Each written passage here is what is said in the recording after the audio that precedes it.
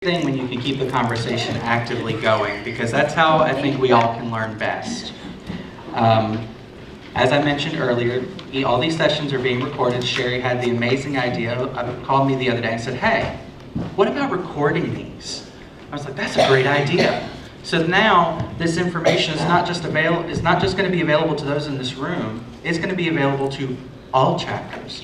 We can put them on CDs and give them to the chapters. We can put them on the website. The possibilities are endless. But it's a great thing when we have great ideas, because speak them up. This is how we all can help make things better. Anyways, moving on. Our next presentation is on President-elect, and we have Billie Ruddick, PPPLS, Karen Shearer, and Nancy Gates, PPPLS, who will provide us with a wealth of information. We hope it's a wealth of information anyway. The Office of President-elect. Some, if not most chapters, do not have the Office of President-elect. Can you guys hear me? But the state association does. By way of background, MSLPA modified its organization of officers in the late 1990s when it was determined that a continuity of leadership was important. And that it would be beneficial to have an officer who would immediately be prepared to assume the responsibilities of president in the next association year. Additionally, to ensure that the person serving as president-elect was sufficiently knowledgeable about the association to lead its membership, it was determined that the president-elect must have served as an elected officer for at least 2 years prior to installation as president-elect. Since then, the president-elect has been an elected officer, and the president-elect obviously would work closely with the president throughout the year.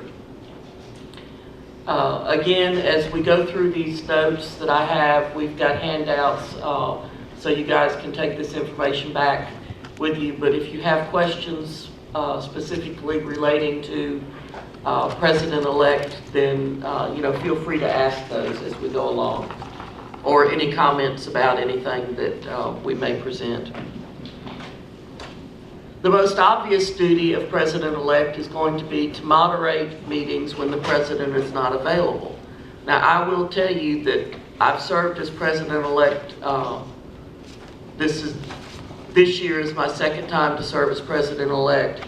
And in that time, I was never called upon to moderate a meeting because the president was always there.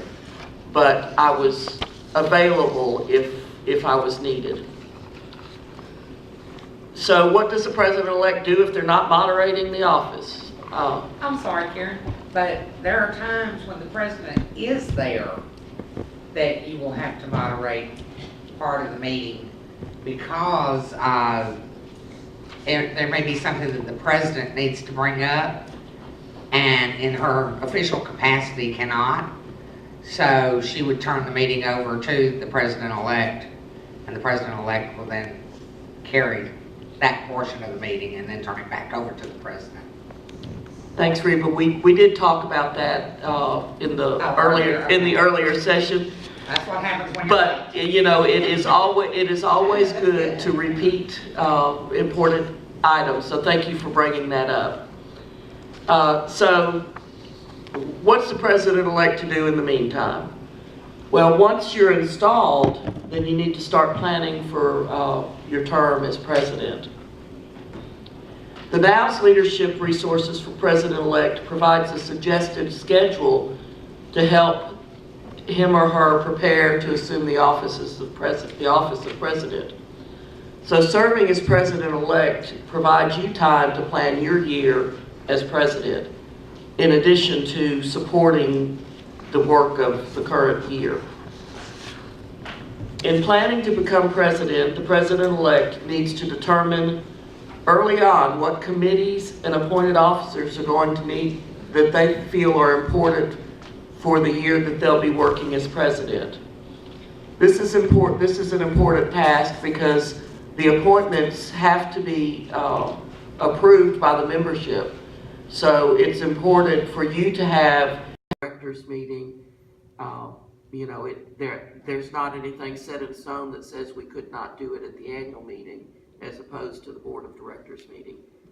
That's just sort of a practice that has evolved over the years. So to do this, you're going to need to prepare a committee preference sheet. And on that sheet, you'll want to list all of the committees that you want to have, a brief description of the duties for that committee, a place that the voluntary member can provide their name, address, phone number, email address, etc., and obviously who it should be returned to. According to the manual of policy and procedures, it is recommended that the committee preference sheets be distributed at either the September membership meeting or no later than the January Board of Directors meeting. And this was developed to give the president-elect time to recruit for those offices. If you hand out the sheets and everybody, sends something in and all the offices, all committees have been selected and you know who you want to do, that's fine and good. But if you hand them out in September and in January you still have some openings, then that gives you time to follow through and to recruit some folks that can work on those committees. The NOW's Leadership Resource Reference recommends that the president-elect also begin planning for the development of a budget by becoming familiar with the financial resources of the association. The budget is something that is approved by the membership, but it is developed by your executive committee, and the president-elect needs to have a part in developing the budget for the year that they're going to be president. But they don't need to try to do it all by themselves. They need to rely on other people, the current association members, executive committee, and incoming executive committee works together to develop that budget. But it needs to be ready to be approved at the first Board of Directors meeting, or as I say, it could possibly be approved at the annual meeting if it's ready by then. There's not anything that says it could not be approved at that time. Just traditionally, we have been doing it for the past, I don't know how many years, at the first Board of Directors meeting that we hold on that Sunday after our annual meeting. And also, this allows you time to begin planning for your installation. You're going to work on installation with the annual meeting planning committee toward getting, having things ready for your installation. The installation is typically held on the Saturday night after the annual meeting. Again, not written in stone, that's when it has to be, but that is typically when the installation occurs. There are some other responsibilities that are not directly associated with planning for the next year. One of those is that the president-elect is keeper of the brochure. I have one of those up here or not? Okay. In the past, we had a trifold brochure and it was distributed to potential members, but since then, because of email, I kind of took it upon myself to develop it into a email-friendly brochure, or something that can be attached to an email and sent out to potential members that gives the association's mission statement and tells about the history of our association and the local associations that are involved with our association, with the state association, the certification levels that are presented and available to members. It talks about continuing legal education and the CLE award that is available for members to get if they want to submit their CLE information to NOWS. Then they can earn a national award after completing 60 hours of continuing legal education within a 3-year period. It talks about court observance and what court observance is. And it talks about the NOW's educational conference and the websites and the state meetings and the seminars and how networking is important in our association. It talks about our publications, the profile on the state level and the publications that are available through NOW's at law and the NOW's docket. Talks about the NOW's weekly newsletters that would be a benefit to members of who join the Tri-Level Association. And it mentions that there are also local publications in some chapters. There are newsletters that are benefit to their members. It gives the NOW's Code of Ethics, which we all know as members, we've agreed to abide by the NOW's Code of Ethics. You know, our motto for the state association, professionalism plus education equals excellence. And it gives our website so that people can go to the website and find some additional information. I provided a copy of these to everyone. You guys can take it back, make photocopies if you want a PDF copy. You can email me and I'll be glad to send that to you. It can be attached to emails as you try to recruit for new members. Karen, I just want to say this is absolutely wonderful. Thank you. This is great, and I'm definitely going to use this. But thank you for the extra work that you put into this, because this is a wonderful brochure. Well, how it came about, someone had needed some information to provide to a potential member. And, you know, if I sent the document that was the trifold, it had to be printed a certain way and folded a certain way, and, you know, it had to be mailed to the members. And I thought, well, you know, what if we have something that can just easily be attached to an email? So that is the reason that I developed that form of it, was just to help the association in reaching out and recruiting new members. And I think all the chapters can also include some of their information also on it to tell them about the local chapters. But this is great. And our website, of course, is going to tell everybody that on the different chapters that we do have. So this is pretty good. Thank you. Appreciate that. I'll add to that.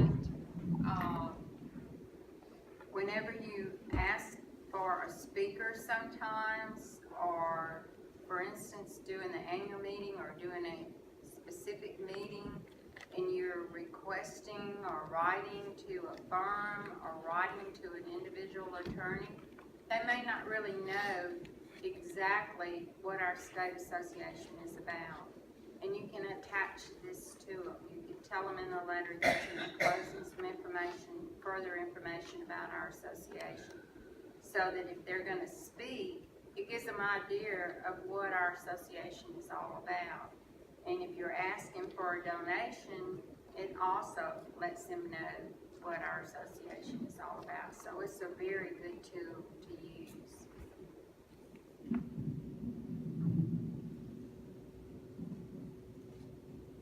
I had a thought and it left my brain. Perhaps it'll fly back soon. Whatever it was is gone. That's okay. The president-elect should assist in organizing new chapters or recruiting new members or members at large. And this includes informing state officers when an organizational meeting for a new chapter is planned, as well as attending the organizational meetings and serving as the temporary chair for new chapters. So if, you know, we were going to have a chapter, for instance, now we have a member who is a member of Pine Belt that is in Meridian. And if, you know, we were going to organize a chapter for Meridian, then, you know, the president-elect would take a key interest, a key role in meeting with the members that are interested in developing a new chapter and coordinating that. The president-elect would coordinate if there's a new chapter that is chartered, then the president-elect would coordinate to get the gavel for the newly organized chapter. And that would be presented either at the chapter's installation or a state meeting. And although the manual discusses recruitment as a responsibility of the president-elect for new chapters, actually, recruitment of members is not, or it should not be limited to one or two officers. On our state level, the vice president is the membership chair, and that's a primary responsibility of the vice president. But it's not just the president-elect, the vice president, it's all members that need to recruit for our association. Yes, when you talk about recruiting members at large, who can qualify as a member at large? Maybe it's a stupid question, but. I'm gonna let Billie answer that. A member at large is someone that doesn't actually have access to a chapter, a local chapter, normally. For instance, Stephanie is now a member at large because she was a member of Greenwood. And that, unfortunately, that chapter has dissolved, but she and Lisa and I think one other member of that chapter chose to remain members of the state association, so they're called members at large. We have several other people throughout the state that are members at large. Right offhand, I can't remember exactly where they are, but it's people that don't have local access to a local chapter, but they want to be a member of our association so that they can get the benefits that our association provides. And once again, seasoned members, many years ago, we had so many members at large members that they are not allowed to vote. At that point in time, they were not. They decided they were going to form their own chapter. So the members at large, I think we had about 10 or 12 at that point in time, they formed a members at large chapter and they met quarterly. But it gave them the right to vote and it gave them the right to do other things. At that point in time, our governing bylaws and regulations have changed since then, but that's how the members at large came about. And in other states, if there are members, there would be classified as members at large if there are no chapters. So, Okay, so you answered my second question. That was my second question that you answered. Thank you. In order to qualify as a member at large or a member in general, you have to be a member in good standing with NOWS and of your state chapter, but you just don't have a chapter affiliation. You must perform work of a legal nature, be a member in good standing. Same qualifications as if you had a chapter, you just don't have a chapter.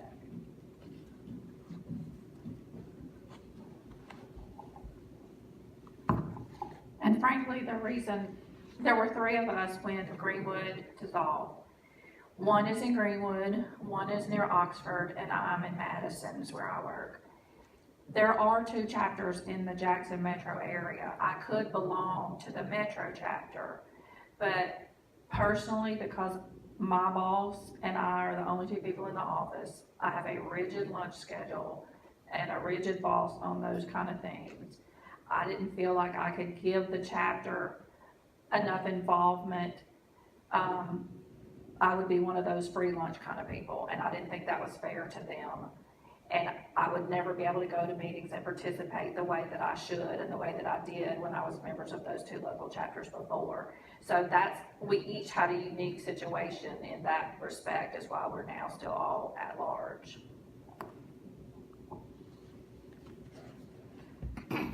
So we were talking about the president-elect having some responsibilities regarding recruitment. And I mentioned that all members need to be involved in recruiting new members. Most frequently, a new member is going to join because they have a personal contact with a current active member. I will tell you that when Suzette Topic, who now lives in St. Louis, Missouri, came to work at the law firm where I was, I knew absolutely nothing about Jackson Legal Professionals Association, the state association. I knew nothing about any of that. But she had come from an office where they were involved in those associations.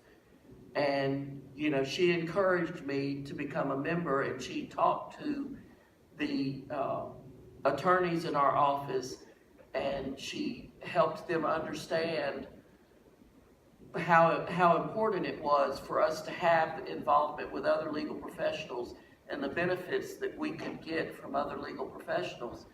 And so I joined, and I never intended to do anything much. When I joined, you know, she says, oh, well, you know, why don't you handle reservations? And at that time, Jackson had 70-something members that attended every meeting. And so my responsibility then was to receive the reservations for the luncheons and to make sure that we had a place where we could meet and that type thing.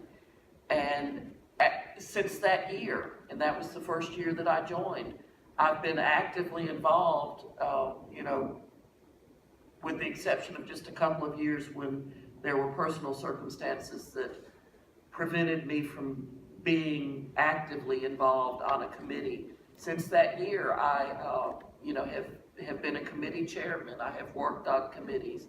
You know, I have tried to help other members understand the importance of the association. And as I say, we've had some, I guess, growing pains because, you know, our membership is way down now, but that doesn't mean it has to always stay down. And the state association, when I first started working on the state association, the first meeting I went to was in Jackson because it was, you know, convenient for me to go to Jackson for a meeting. And after that first meeting, I was just, you know, I was hooked. I thought, this is great. You know, why haven't I been doing this all these years?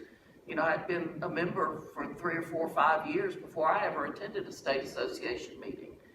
But, you know, the interaction, the fellowship that you can get through meetings and the information that is provided through the CLE and that type thing is just so important, and it's important for us as members to convey that to potential members, and maybe one day we can build back up where we do have the type membership that we once had. Another responsibility that members may be unaware of is that the president-elect is responsible to provide information on behalf of MSLPA to a publication called the Mississippi Legal Directory. Anybody recognize this? It's the Blue Book. We used to call it the Blue Book. It's a publication that is put out by Legal Directories Publication, and they've been publishing these directories since 1935. And in this directory, the importance of this is that it is a marketing tool for Mississippi legal professionals.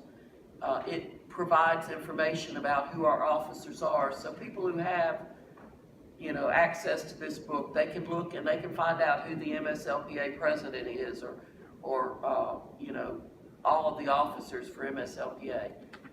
You know, 100 years ago when I worked at the law firm, well, okay, that was a little bit of an exaggeration.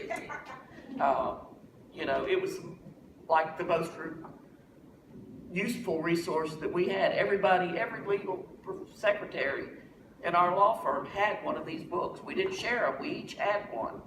And, you know, it gives you the information about attorneys and, you know, it was for that reason that we all had them, all the information about all the state associations.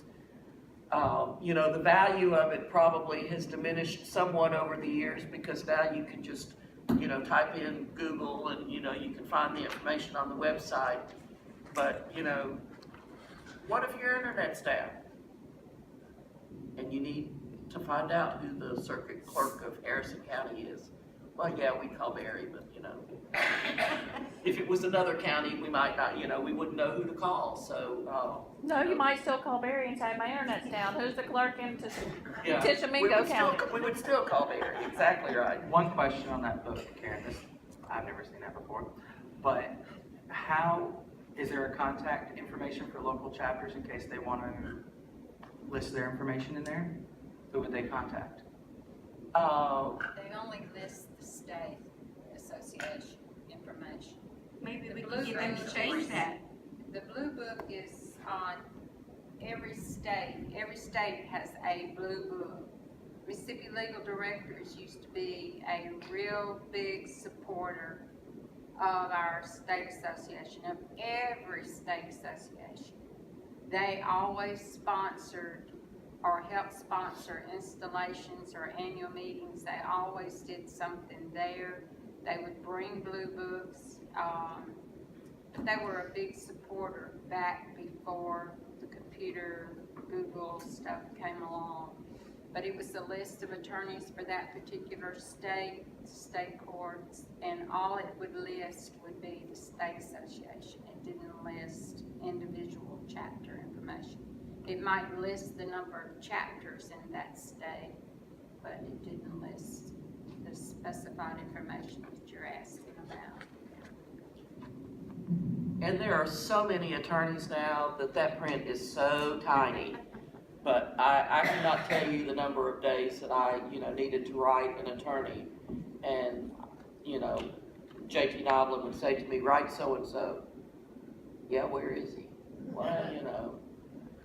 And I would pull this out and I would find his mailing address. So, you know, it is a valuable resource. And even though we don't use it as much now, it's still important that we provide our information to the directory so that they can keep our name out there, so people will know about the Mississippi Legal Professionals Association.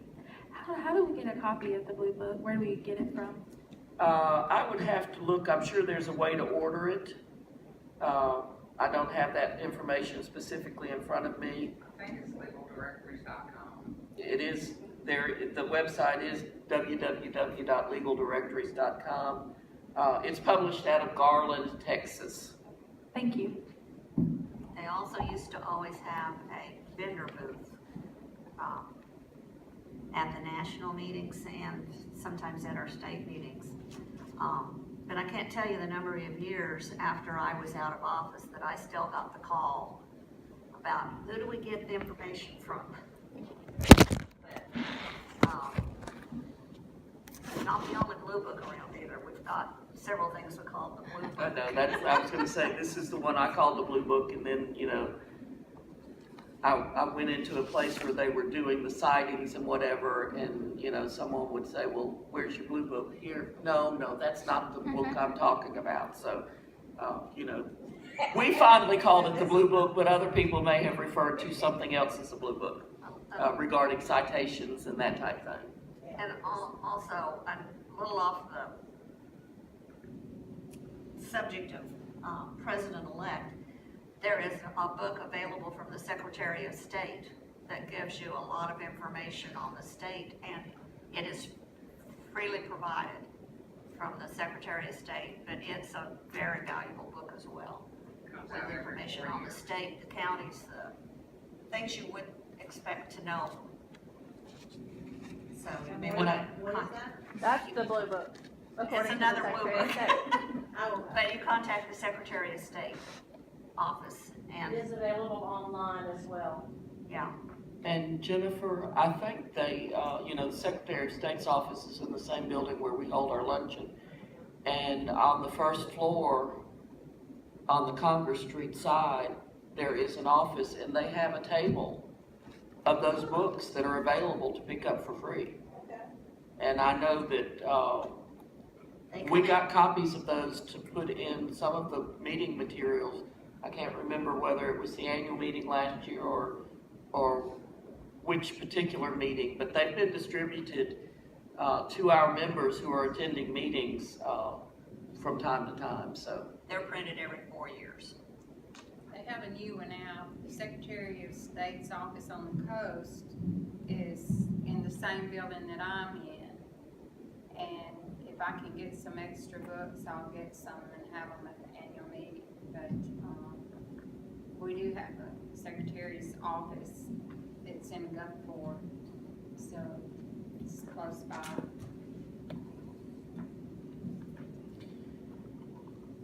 In conclusion, for my part of it, and if there's any questions, feel free to ask those. Nancy and Billie may have some additional comments beyond this. But I would just like to say that the president-elect, as should all officers, needs to be a team player. They need to be mindful that they're in waiting to become president, and therefore they shouldn't overstep the boundaries. Your president-elect should complement your current president. And that was all that I had prepared, so if anyone has any additional questions, comments, feel free. Hello? 1, 2, 3. Thank you again for your attention and your participation in the session. If you have any questions, something comes to mind after you leave, then you can contact Billie or Nancy or me, and we will try to find an answer, and hopefully it won't be the wrong one. Thank you. Some of the specific things that a president-elect can concentrate on their year of preparation. We've mentioned the governing documents. Don't read them just once. Read them over and over and over, so that if questions come up, you may not know the answer right off the bat, but you'll know where to find it. And we've talked about the agendas and the importance of the agendas. And you can prepare a blanket agenda, a sample, so that as the different specifics come up throughout the year, you just have to fill in that part. But that's a good time to get that, so you're not rushing at the last minute. When I was president-elect, I prepared a draft agenda that listed all the past presidents, so that when we had a meeting, if we had a past president attending, I didn't have to wonder, is that somebody I've known for a long time, or is she a past president? Because sometimes people are so involved, but not an officer, and you might think they're a past president, but they're not. But there are some things that are going to come up at every meeting, so you can have an outline, a draft agenda, and then just fill in the specifics at each meeting. And as we started out talking early on,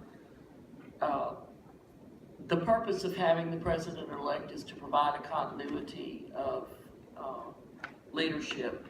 So it's important for the president-elect and the president to work together throughout the year, and particularly toward the end of the year and during the preparation of the annual meeting, to be sure that there is that continuity of the leadership as we move from one association year to another.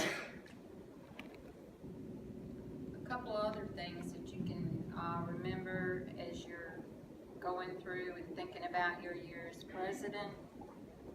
You need to be working on your theme, working on your opening speech and what your ideas and what your goals are. And if you want to have an installation speech. And you also need to remember you need to work with your president-elect as well as you're being the president-elect working with the current president. Another thing that the president-elect is responsible for is they handle all the ethical matters in accordance with the bylaws. You need to be available well as the president. You need to be professional and you need to be trustworthy. And basically, what Karen has said, those are good ideas. Just the president-elect is really getting prepared to be president. So, good luck to all that try to seek that office, and I hope there are many that from this leadership thing will elect to try to be an officer, not only on the local level, but on the state level.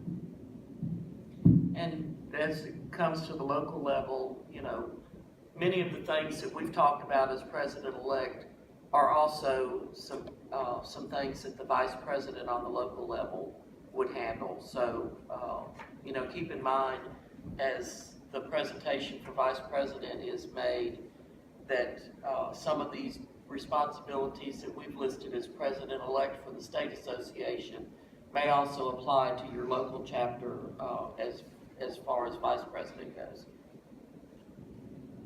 And can I say that I'm now through? Thank you.